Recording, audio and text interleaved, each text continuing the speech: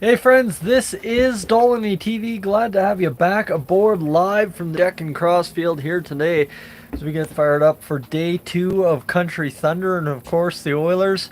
Well, they're still not doing anything. I know there's been plenty of speculation at least over the past week or so as the Oilers kind of are starting to get back to relevancy, I guess, in most Albertan summers, right? We're in the back half of August. We're starting to see the guys out on the ice a little bit more in pictures and stuff, and obviously wedding season's behind us as well. Yeah, that's where we find ourselves, waiting for that one domino to fall, whether it be an extension before the McDavid extension for somebody like Wallman, Ekholm, whoever else you want to talk about, or whether it indeed also be the Connor McDavid extension. So, friends, right now, if you're watching back on the replay, if you're new to the channel, consider hitting that subscribe button. Just huge help if you could. That's really where I'll stop that and get to really what the topic of the video is, the McDavid extension. We're starting to see, almost every day there's a whisper here, a whisper there about it's going to be this, or it's going to be like this, or it might not be what you think, or it might be what you think. And that's really what we know based on prior history with the Leon Draisaitl extension. That is really good news. That means you're getting closer and closer and closer. And again, hopefully this year nothing um, out of the blue kind of extends the timeline. I know last year the late tragic passing of Johnny Gaudreau and Matthew Gaudreau really threw what was a plan, I guess, from the Oilers and Leon Draisaitl to kind of have that contract wrapped up basically the night that all went down. Right, it kind of pushed it back a little bit. So hopefully for Connor McDavid, things kind of just are right on timeline, and we don't have any hard moments right up before, because that was really, when you look at last summer, the biggest thing that sticks out to any hockey fan, and I mean as an Oilers fan, sit here and say last summer probably the biggest thing that happened was the offer sheets, but as a hockey fan in general, the passing of Johnny and Matthew Gaudreau was definitely the hardest hit item of the year. Yeah, basically right now for the Oilers, timelines and stuff probably appear to be intact.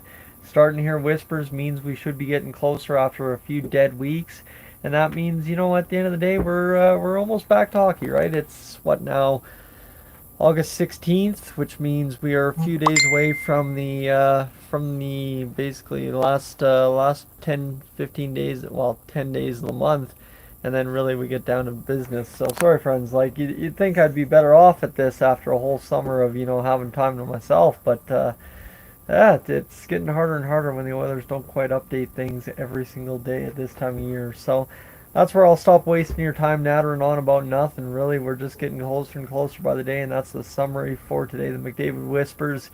Hopefully getting you excited about what and when the contract will be signed, and then that's really all there is to that. Night one of Country Thunder. I know I've talked about this a lot on the last few live streams. Country Thunder has been the big thing I've been looking forward to since pretty much the start of August, start of July, even if you want to go back that far. And night one last night, Cody Johnson down there at Confluence Park in Calgary. It was an absolute blast.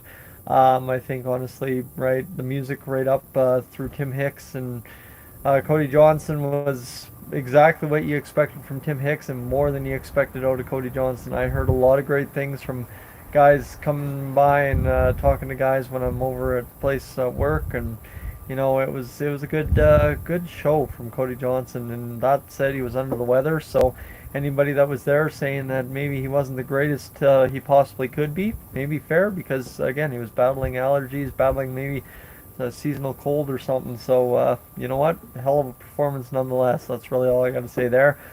Tim Hicks, again, good Canadian boy out of Ontario there.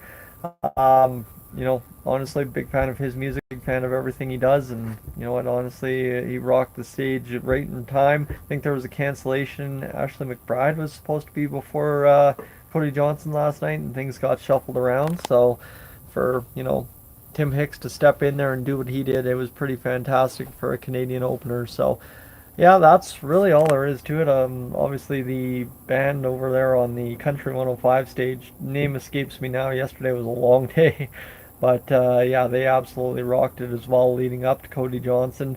It was really interesting to kind of see them as musicians more so than just country artists. So that was good as well. And really, you know what? Looking forward to night number two.